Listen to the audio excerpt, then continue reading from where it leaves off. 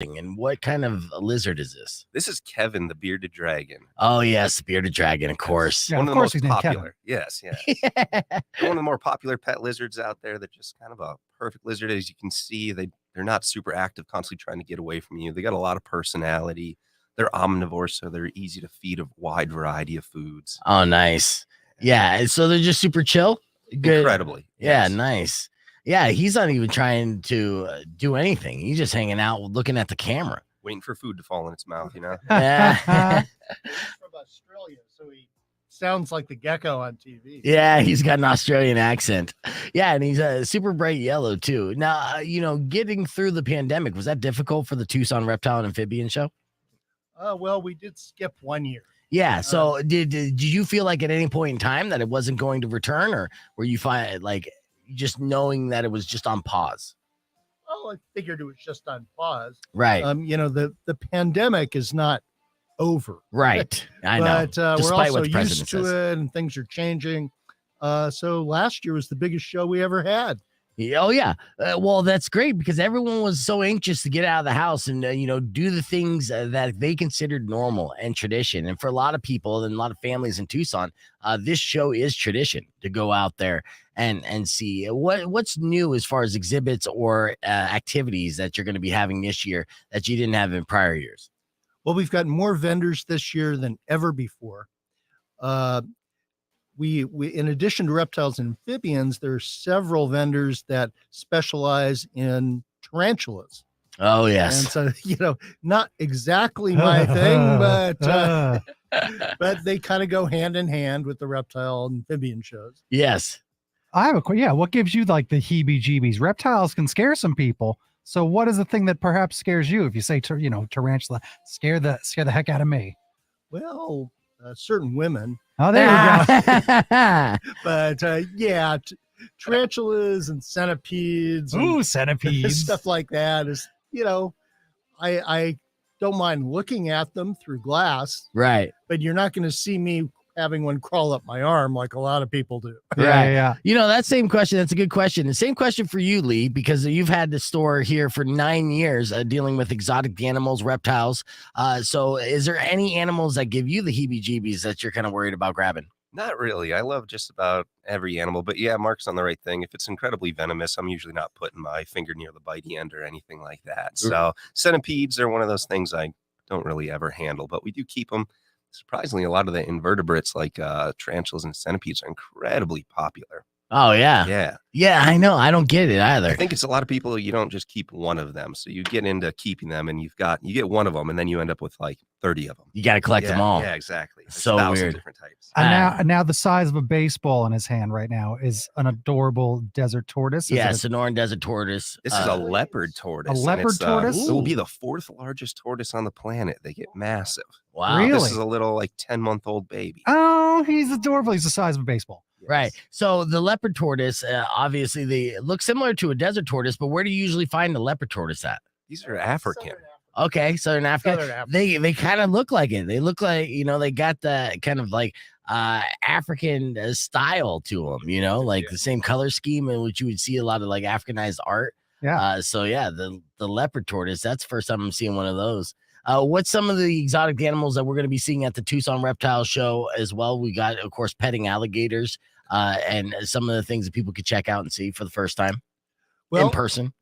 We'll have a very large venomous snake display. We'll have half a dozen types of cobras and mambas and stuff like that. That attracts a lot of attention. Right. We'll also have probably half a dozen different types of crocodilians, alligators and crocodiles from Africa, from Asia, Australia. You just won't believe the variety of stuff that will be at the show. Right. Yeah, it's just nonstop as far as everything that you have going on with the show. My favorite thing is the fact that he described the petting zoo, but then the mammal petting zoo, which at every other event is just called the petting zoo. I know. Yeah. It's funny. Yes. So tickets are only $10 for this, for 6 to 12, adults 10 plus, and then 10 plus, it's only $10. And then 6 to 12-year-olds are the only $5. And then if you're under 6, it's free. So it's happening at the Tucson Expo Center. And it's going to be happening all weekend long this weekend. That is correct. Saturday from 9:30 to 5, Sunday 10 to 4.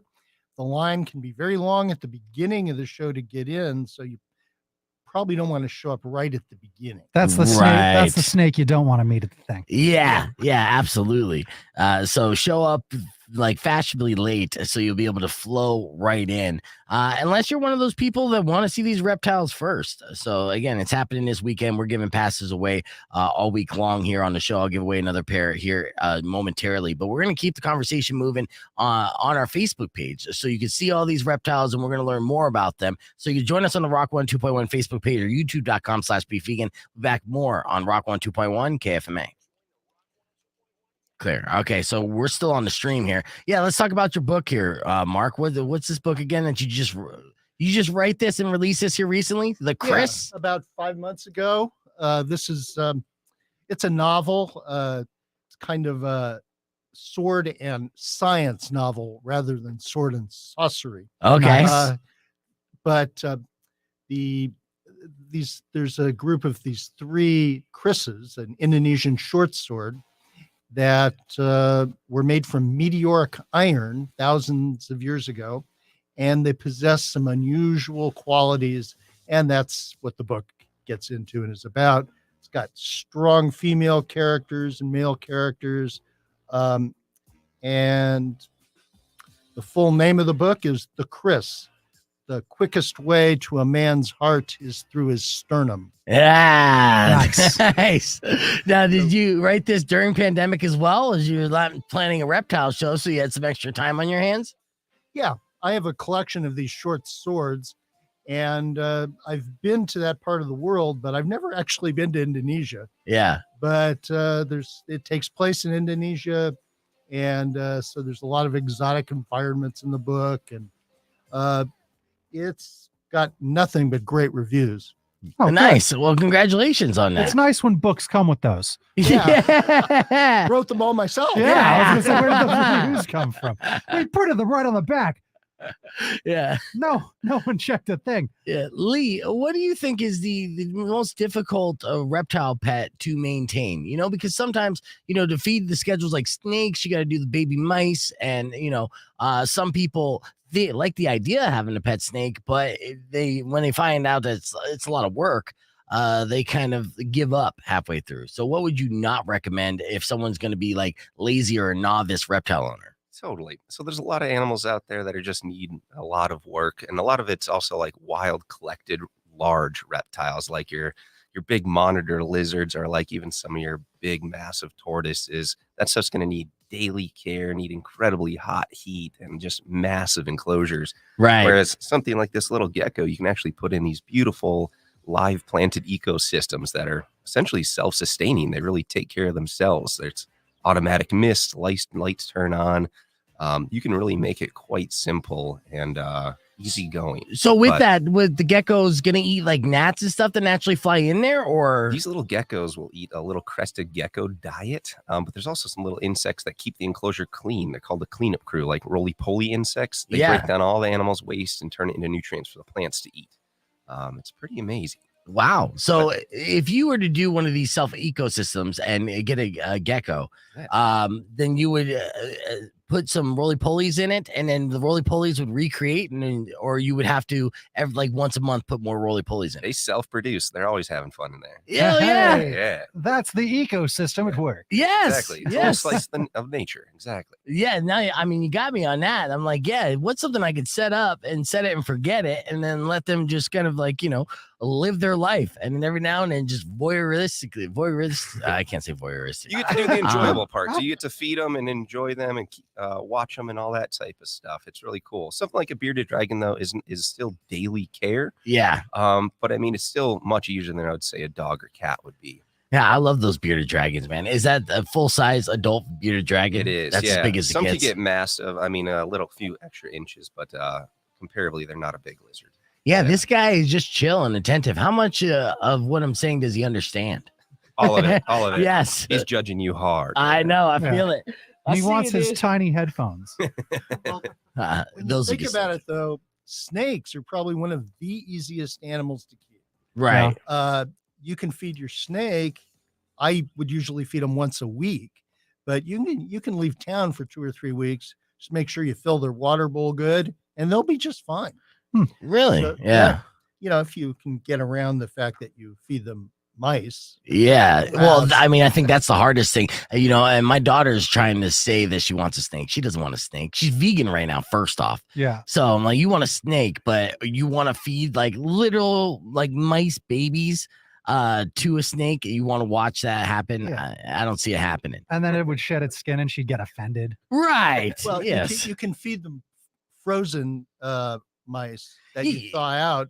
And, once I was out of town and had someone taking care of the house, and they opened the freezer and freaked because it was full of frozen mice and rats. What's Right. wrong with this man? Yeah. I keep mine right next to the ice cream. It's perfect. Yeah. Yeah, I love it. Yeah, how many pets do you have at your house, Lee? Since you have a shop, so your house has got to look like a secondary shop, right? Yeah. I lost count many years ago. I have no idea. I keep lots of reptiles and amphibians, and we do birds, and I've got dogs and cats. We got an actual zoo. Mass hysteria. Yeah. Usually, I don't do things lightly. I'm all in. Always. What was your gateway animal, a pet? I've always had little animals since I'm a kid, but I think growing up in Wisconsin, finding like leopard frogs and little American toads out on, outside, that always did it. And then also my mom wouldn't let me have a snake. So I think that'll since do I it. couldn't have one, now I own all the snakes. Yeah, you So, showed yeah, her. if you don't let your kid have a snake, this could happen. Yeah. This could happen. Then like become an Exact same thing entrepreneur. happened Yeah. to me. Yeah. Uh-huh. That's great. That is fantastic. Well, we're excited about the Tucson Reptile and Amphibian Show coming back in town. It's always a fun time for the entire family. So, Mark, I appreciate you coming in and bringing friends as well. Lee, I appreciate you listening. It's good meeting you. And congratulations on your 9-year anniversary for Ever Evolving Exotics. And that location, again, is off of Broadway, your new location? Yes, on Broadway, east of Kolb, 7320 East Broadway Boulevard. Awesome. Yeah, I'm going to swing by and check that out, too, even though Please I do. know I'll end up spending a couple $100 if my daughter has any way around it. Because, setting up, okay, one last question. Because what's a good gateway into being a reptile or exotic pet owner that's not going to, fucking drain my bank account? Sorry for cursing, Mark, but, immediately I'm thinking, because you got to get the tanks, the enclosures, even just running through a PetSmart, you're like, man, that's gonna be like $500 for something. So totally the biggest thing you can do is research. These guys are gonna be around decades. None of these are really short-lived animals. But there's plenty of if you're looking for a snake, you can get a snake for $50 to $100. And then depending on how simple or elaborate you want that setup, we have some starting at $65 for a whole entire kit. Oh, nice. Some of the more advanced ones you're talking a couple $100 for a hatchling. So you can definitely spend thousands if you want to, and For sure. Yeah, you go ahead. But you don't. That's not have the to. beginner's package, No, though. yeah, Right. get your feet wet type thing and enjoy it. Nice. So, and your weekly feeders. I mean, talking about a mouse is a couple dollars a week. So as long as once you get everything, it's pretty affordable to keep. Definitely a lot less expensive than a $50 bag of dog food. Yeah, you're absolutely right on that. And they cause less mess. Really. Yeah. Yeah, fantastic. Well, I love it, dude. It's good meeting you. Mark, it's good seeing you again. Tucson Reptile and Amphibian Show happening this weekend. Again, those tickets are super cheap, but you could just listen to the show for the rest of the week for your opportunity to win some passes for yourself. And then you see that Leopard Tortoise right there, and the gecko, and of course the bearded dragon, which is the star. Who has a better beard, Powers or the bearded dragon? I think they're equal. Yeah. By the way, the show, full information is at TucsonReptileShow.com. Excellent. Yes. And I'll mention that again when we get back on the air. Thank you so much, Mark. We're going to hit the reset, be back with our podcast broadcast live on the YouTube stream. So you can join us, youtube.com/beefvegan. We'll be back.